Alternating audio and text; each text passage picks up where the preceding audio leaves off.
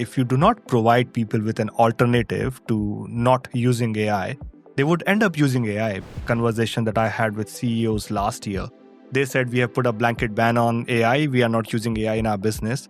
And we had a survey developed that would encourage people to share what they are doing with AI. And one of the organizations, they identified there were 40% of people were using ChatGPT or some other AI tool. We are going to have to get a lot better at prompting. How do I get better at prompting AI? You provide it with the role, you provide it with the context, and sometimes you actually ask it to come up with the questions. So by asking ChatGPT to ask questions, you are actually urging it to think deeply about the problem that you're trying to solve and come up with a much better response to your problem. Welcome to the Dumb Monkey Show, where we aim to simplify AI for business leaders. We are, of course, as always, joined by the founder of Dumb Monkey and Enterprise Monkey, Amir Khatub. Amir, hi, how you doing? Hi, good, thanks. How are you? I'm pretty good. So we've come back today to talk about all things AI in business. And you and I had been chatting off air about an incident that came up, or a news story that came up, that discussed a case of a ChatGPT being used by an employee at the Commonwealth Bank of Australia, and the result of that being a direction to a customer, to a business that sounded very much like the business that they were seeking, but actually wasn't the business that they were seeking. It's a bit of a multi-layered story. The part that particularly flagged my attention was the fact that this is what happens when we use large language models, that they will fit in. If they don't have all the pieces, they will go for the piece that seems like it's the right piece and has enough of the pieces, and then will confidently supply this answer. And of course, in this case, I'm skipping, of course, over the company protocols that said you shouldn't use ChatGPT. If anyone's listening, please pay attention. If your company has asked you to use or not use AI in certain ways, it's probably a good idea to pay attention to the employee rules. But it was a really nice example, I think, of, look, it's a way that employees can use large language models to find things, but also how they can find problems at the same time. It is. And it's one of the learnings for the companies as well. Like, if you do not provide people with an alternative to not using AI, they would end up using AI, because you've got all of these amazing large language models that people are using in their day-to-day work, like ChatGPT. It's so great. People are using it in their personal work. Now, if you say, oh, don't use AI, don't use ChatGPT, there's something convenient, they're going to use it. Unless you provide them with an alternative and say, don't use ChatGPT, use enterprise version, or use it in this way, train them on the protocols, work with them and help them embrace these tools in a safe manner. Because they're like, again, the example of my 4-year-old kid. If I ask him not to do something and said, don't do it, and if there's something lucrative, he's going to end up doing it. So it's about actually navigating them safely and saying, if you are using AI, you need to understand what it does. ChatGPT is a great tool, but it can hallucinate. It can come up with the information. You need to check it.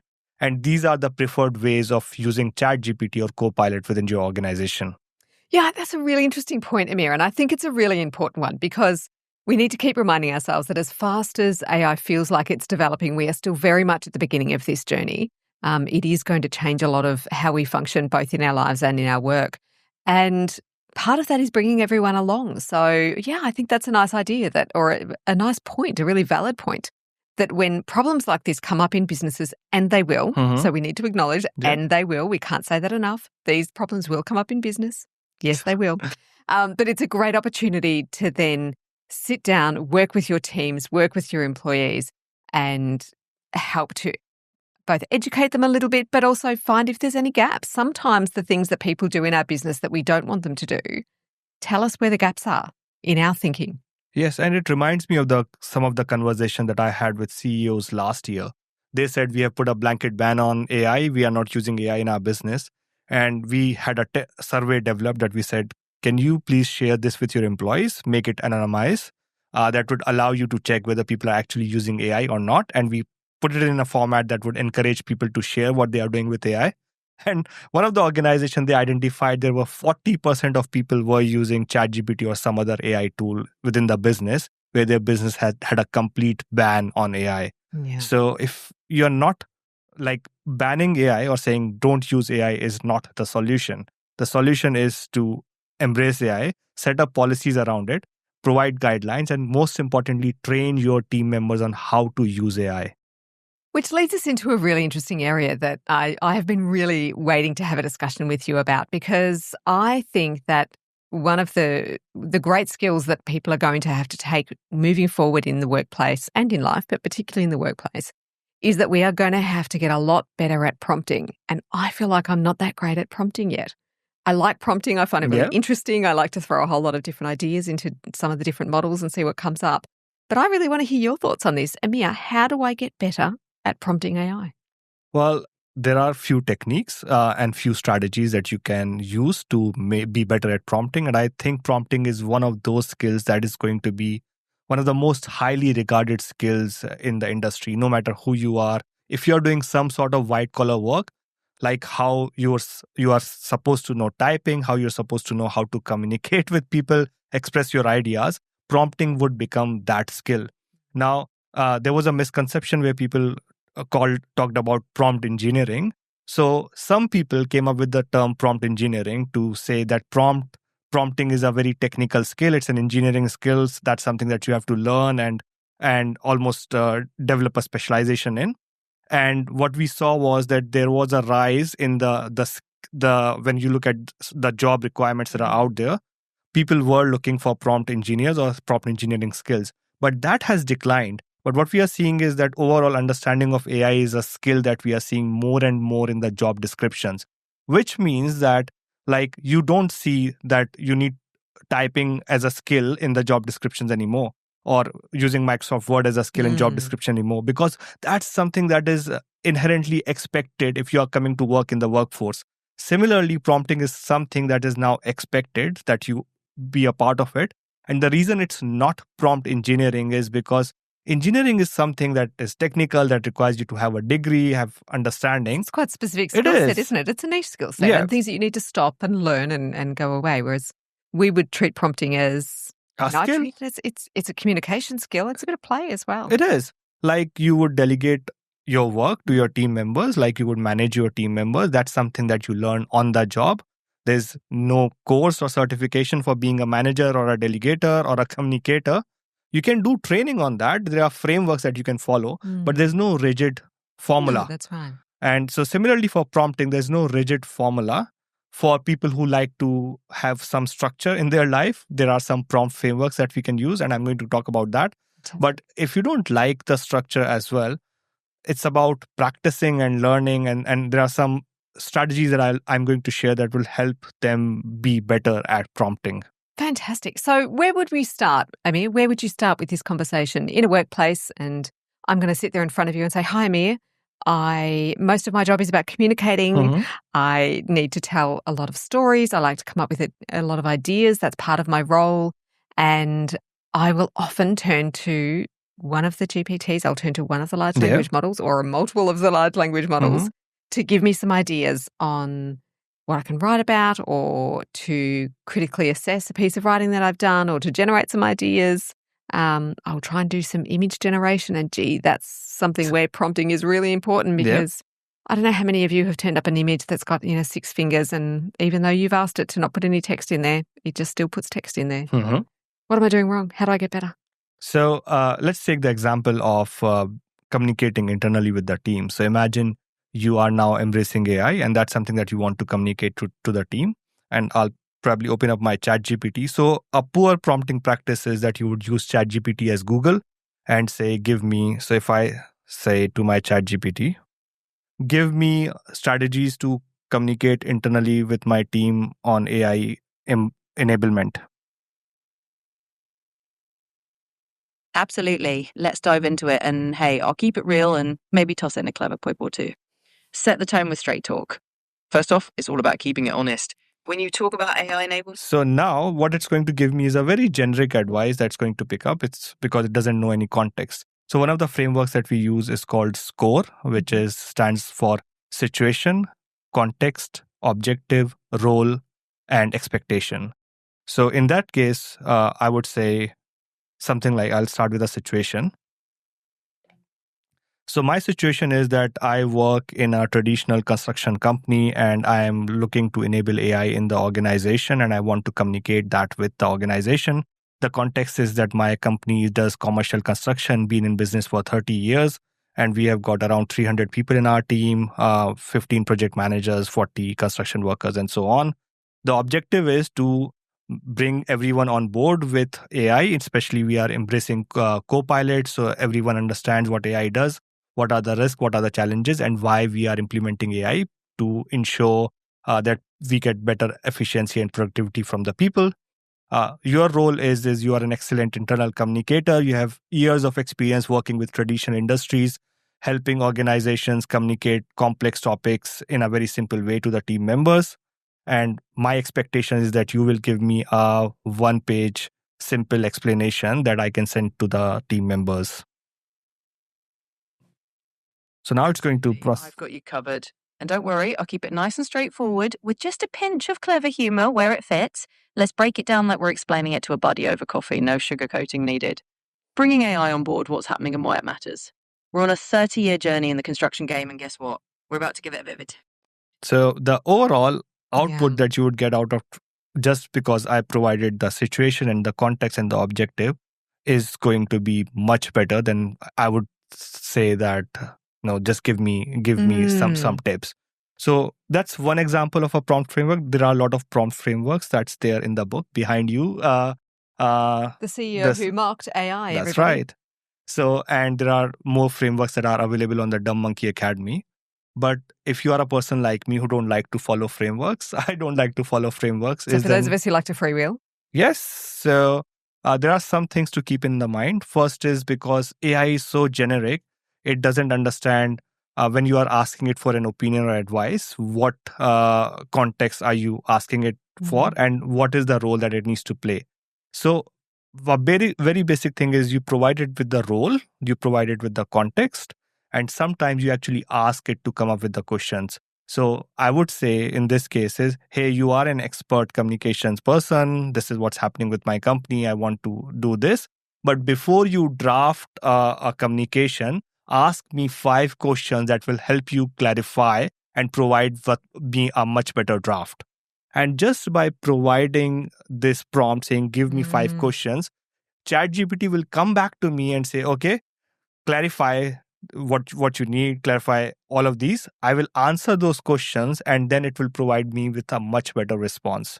So anything that I have to do with ChatGPT, rather than saying, give me this, I would say, in a minute, I'm going to ask you to do this.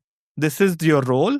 But before you do this, ask me 5 questions or 10 questions that will help you clarify what I am after and then provide the response. Yeah, fantastic.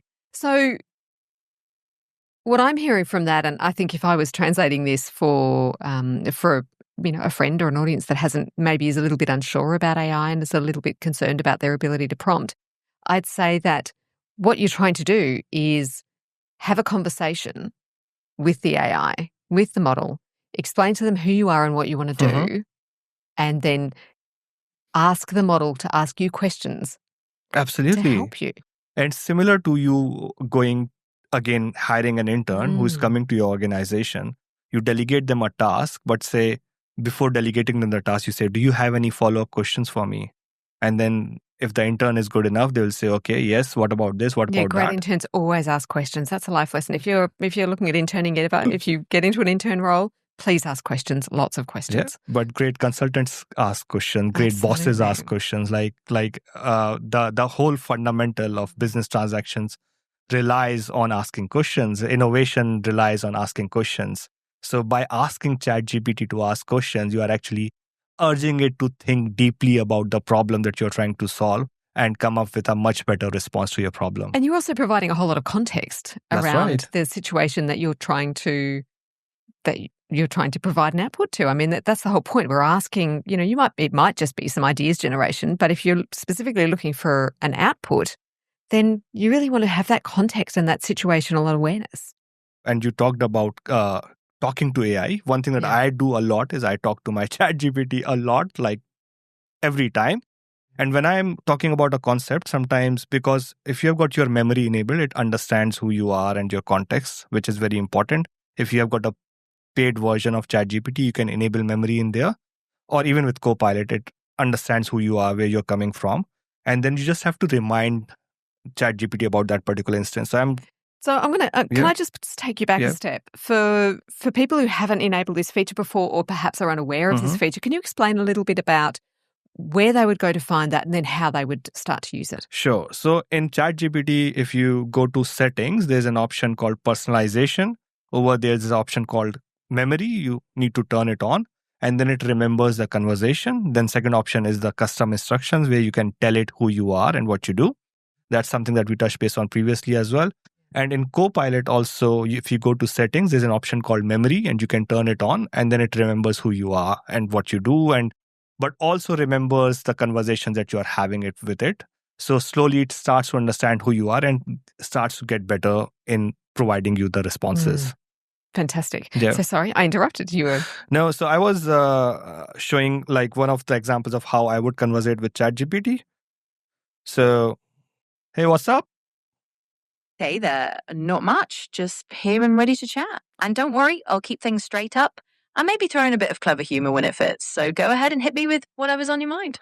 You remember the podcast that we are recording nowadays?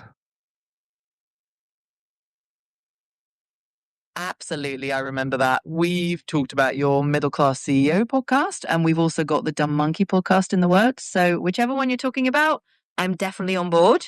Let me know what you need. Yeah, so with the Dumb Monkey podcast, you know how I'm running out of the ideas for Dumb Monkey podcasts and you know what's happening in news nowadays. Can you suggest me with some ideas about what can we do with Dumb Monkey podcast? Sure thing. Let's sprinkle in some quick humor and keep it real. I'd say for the Dumb Monkey podcast, you could totally riff on whatever wild or wacky eye stories are hitting the news. Like if there's a robot that's suddenly a chef's grandmaster or some AI that's messing up recipes hilariously. So what I did over there was I started talking to it and said, remember, we are doing this. And then said, okay, you're doing 2 podcasts, which one we are talking about? I said, okay, we are talking about this. So instead of having to provide the context again, because it has got the memory, I just had to remind it. Similar to the person, like if you would remind a person and say, hey, remember, we were working on this project. And so you can start to have that conversation. Once it has the context, then you can start to ask it more questions. Here at the Dumb Monkey podcast, we don't sell AI products, but we do recommend, and you've multiple times, I think, in our conversations have recommended the paid versions, particularly in a business context. Can you tell me about why, and we've seen this, I'm going to go back to this example with the CBA staff member that was using a free version of GPT versus an enterprise version of the software or the AI that the company was particularly using. What are the benefits for people in business to be using an enterprise level AI as opposed to using a free version?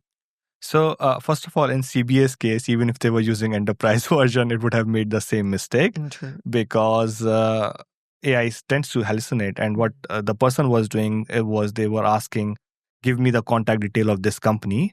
And it was fetching the contact details of the company with the same name. So it was using it like Google? Yes.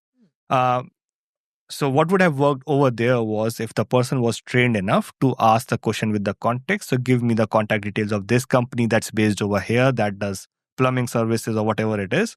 And from there, the second thing, what would have worked with a paid version of ChatGPT or enterprise version is if this person would have set up custom instructions saying, if you are not sure about the answer, then give me the confidence level. And that's something that I do when I personalize my ChatGPT or Copilot. Say, if you're not sure about the answer, give me the confidence level. And if your confidence level is low or medium, tell me the sources that you're looking for. Oh, that's a great tip.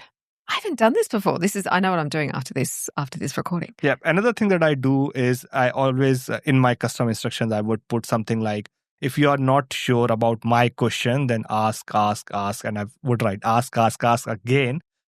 Unless I get irritated or you are not sure about, or you are 100% sure about what I'm asking. Because you have to train AI to understand the context that you're asking about so that it can be a helpful assistant.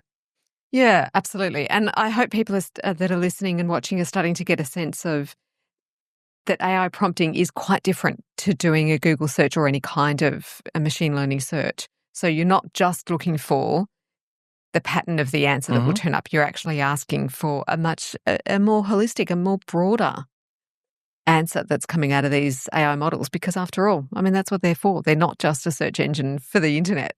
Yes, and AI prompting is more closer to talking to a human with a difference. The difference is that this human has a condition called short-term memory loss. So this human doesn't remembers the previous conversation. But imagine someone sitting in US with a phone line, and everyone is calling this person. This person is very knowledgeable and asking that person questions. And when you're calling that person, if you're not providing enough context, the answer that you would get would be very generic. But if you provide the whole context, then the answer that you're going to get is going to be much better.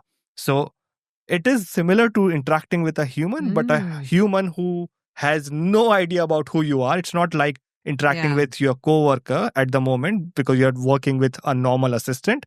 And secondly, it's like interacting with someone who doesn't have any memory or context. You brought up something for me when you were talking about that. So in a previous life, I was a journalist, and in a previous life, one of those roles that I did was as a music journalist and working in the entertainment industry. And it sounds really glamorous, but it's not. I just knew it's not that glamorous, although every now and then you do get to do really fun interviews. But what would happen in a media context, so if it's a band or an actor or a group of actors that have been working on a film, for instance, they will do what are called media call days. And a media day or a media call day is where this poor person sits in the seat. So for the instance today, you, Amir, are on show. You've been wheeled out by the production company, by the music company, by the film distribution company to generate media. So you are going to sit there and you're going to have someone that you have never met that has very little context about you. They've got 15 minutes of your time. They're going to sit down and ask you these same questions that all of the other people have answered.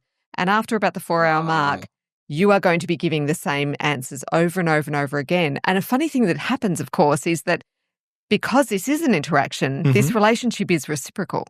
So it probably doesn't feel like it for the talent that's in the room.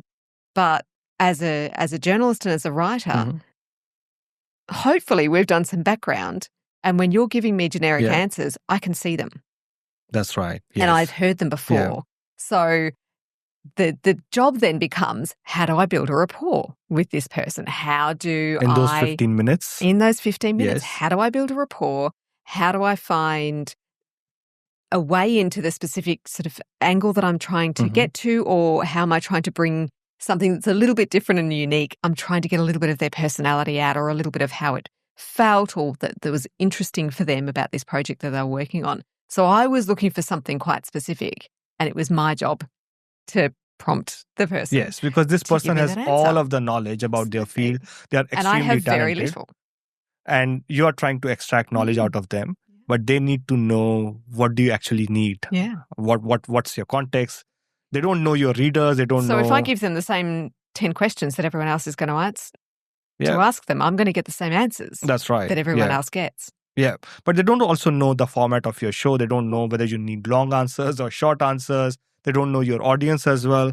So giving them all of that context about your audience, who's going to read it, what's it for, would actually allow that talent or that actor to provide much better answers. Yeah, indeed. So now we're having these conversations, but we're having it with an AI. Yes. Which is really interesting. So I think there's a lot to be learned in that space around how we communicate, what are the things that we're asking. And the challenge, one of the big challenges of that, is that it's actually asking of us to stop and really think and then be clear about what it is we're trying to do. And how often do we do that in a work context? We don't actually. And that's like we are running from one thing to another. These are really new skills, right? It is, yes. So we're often drawing on knowledge that tacit knowledge that we already have and that we've built up over time. And it's really hard if someone asks you to sit down and explain what it is that you do. Hi, Davina, how do you ask questions in an interview context? I'm like, okay. How do I ask questions in an interview context? I would have to really stop and think about, what is my process? What do I do? What am I trying to do? And then find a way to communicate that clearly. That's right. That's what we're all You asking. raised a very important point. So one of the things that we are doing with a lot of companies when we are helping them develop what we call as a brain or an AI brain is with Copilot, it can read your files, it can read your meeting notes, read your emails, but still a lot of knowledge remains within the mind of the brain of the people that So work that's with. what we would call tacit knowledge. Yep. Tacit knowledge. That's a good term that I've learned.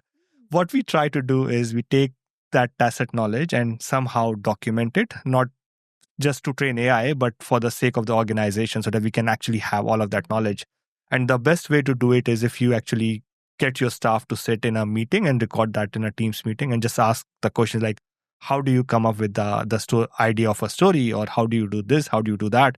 And when they casually describe all of that, we can take that transcript and then use some prompts to convert them into SOPs and standard operating procedures, but very detailed documentation.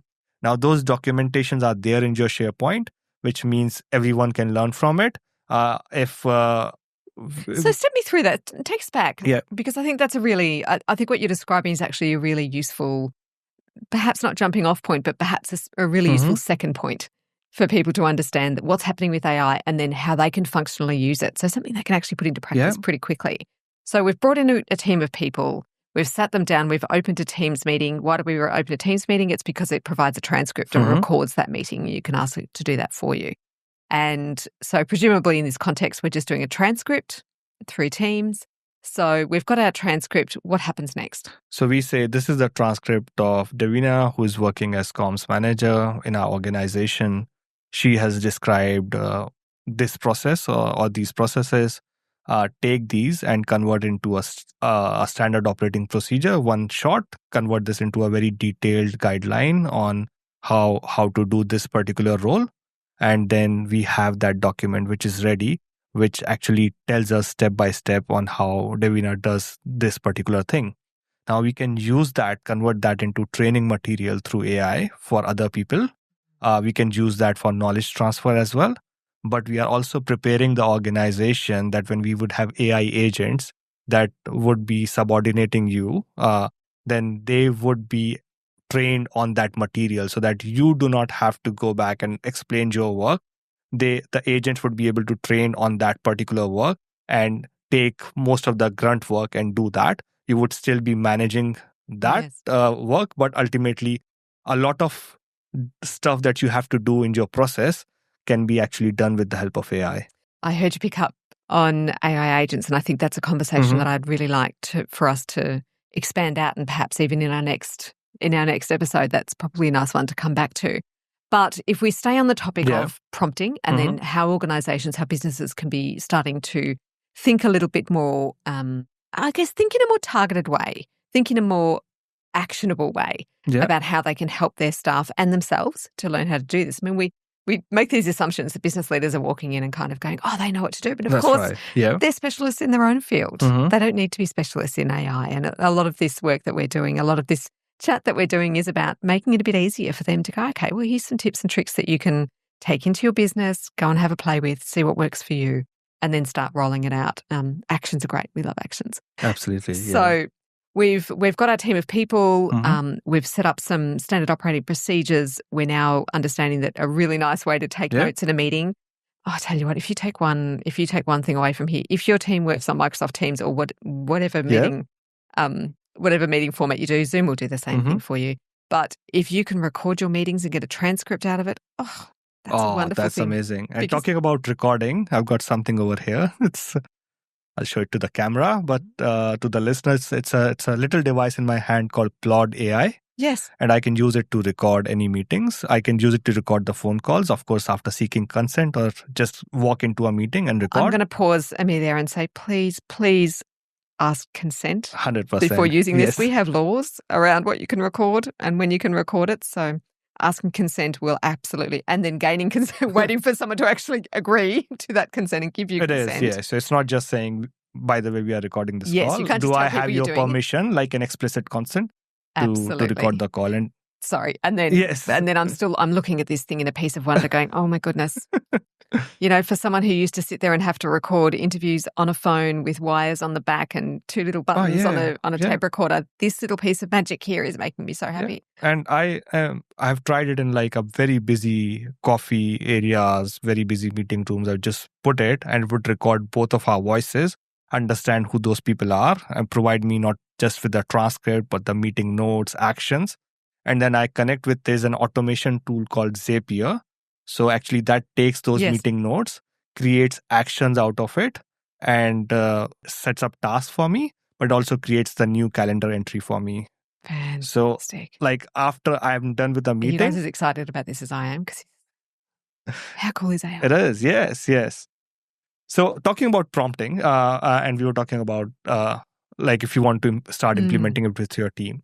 One thing is that take those prompt frameworks and talk to your team members and see, in your role, what are some of the activities that you are doing. Yeah. And so you've talked about S.C.O.R.E as a prompt framework. Yep. What might be some of the other prompt frameworks that people can point to? And we would absolutely encourage them to grab the book or go to the Dumb Monkey Academy. But for the sake of conversation here, there's another framework called CORE, C-O-R-E, Context, Objective, Role, and Example. And we've talked about this before. Yes, we have. Yes, yeah. So that was S.C.O.R.E. Yes. This is S.C.O.R.E. So this is not adding situation, but just talking about the CORE, which is context, objective, role, example.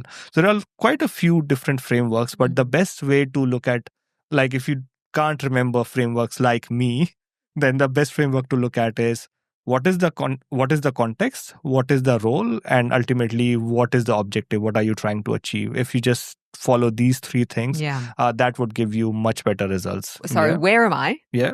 In terms of what's my business, give us some background. What's my role? Because we're asking the AI to speak as us or to act as us, or someone like us. And then what do we need? Yeah, but also what is your role? So whenever I'll start talking to AI, I will always specify that you are an expert strategist who's award-winning and who has worked with Forbes and whatever it is. Yeah, I don't want to be dismissed. I was speaking to someone the other day, and we were talking about this, about role in AI and about having the AI come from a certain perspective. And he just looked at me and he said, it's just easy. Just tell the AI that you want it to operate from a school of philosophy and whatever your school of philosophy is. I'm like, I don't have a school of philosophy. Yeah, but you can provide it with what you aspire to be. So, for example, if you want to hire a consultant from McKinsey who has worked with likes of Uber or whatever. Oh, I tell my AI all the time, I want it to be Ariana Huffington, and then make me sound like that, please. So it can be like that, but can't probably make you sound like that. Well, no, but that's okay. That's all right. Yeah. For those small moments, I feel really good about it. Yes. And you can say act as a whatever, like act as a consultant, act as a marketing manager, act as a job description writer. Talked about this in this podcast before, and it's something that I think we're going to come back to again and again and again, is that AI models are extraordinary. They're developing very fast. They can do some wonderful things to support us as humans, but they can't replace us as humans. And when you are talking to another person, when you and I are talking like this, what we're actually looking for continually is clues and pieces of information, small pieces of information that tell me that you're authentic. That's right. That tell me that you want to be here, that I can trust what you're saying, that you are listening to me, that what's our relationship like. And these are all things that are happening in our thought processes that we don't stop and pay attention to, but they are there, and boy, do you see it when it's not real. So, for instance, there's a great comment that goes around a lot that's like, oh, that's so ChatGPT.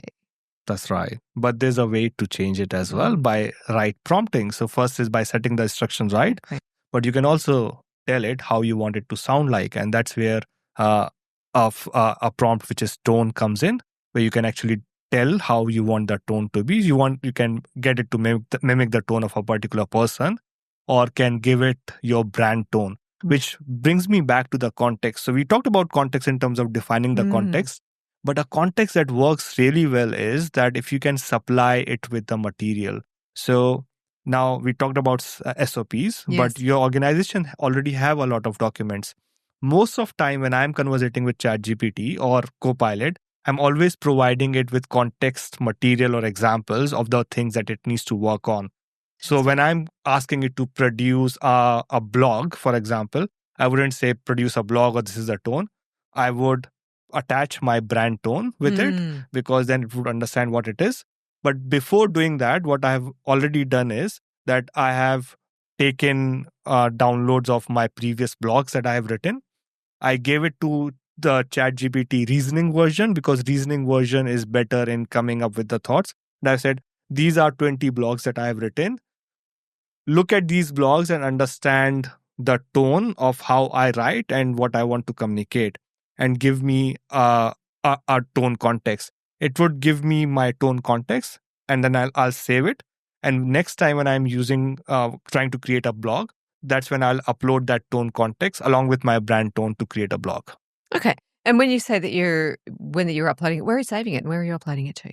So I'm saving it on my system. And if I was using like normal ChatGPT, then I would, when I'm giving it a prompt, that's when I would attach it. But now we can create custom GPTs, which we'll talk a bit more in the next podcast. But even if you're not creating custom GPTs or agents, even in that case, you can just have it saved on your computer and upload it when you are trying to create a piece of content. So similarly for my LinkedIn, I've taken all of my highly performing, the most viral LinkedIn posts, downloaded them, gave it to ChatGPT reasoning version, and said, give me what really ticks in these, and how should my LinkedIn post be, what worked, what didn't work. And then it would do an analysis and will give me a piece of text that I would save. And next time when I have to create a new LinkedIn post, I'll use that as the context. Yeah.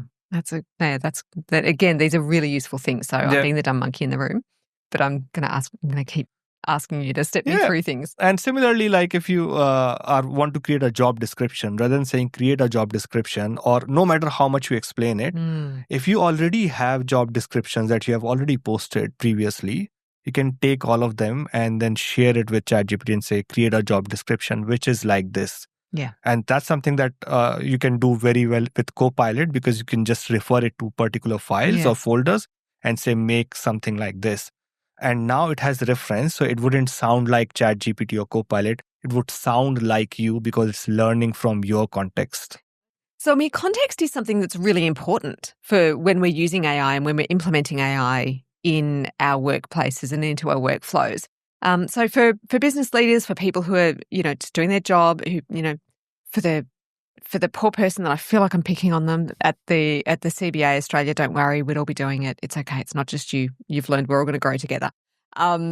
What can we do? Tell me about the different levels of context that we can provide that will actually make AI something that can be really useful and start to bring that bit of tone and a bit of tacit knowledge.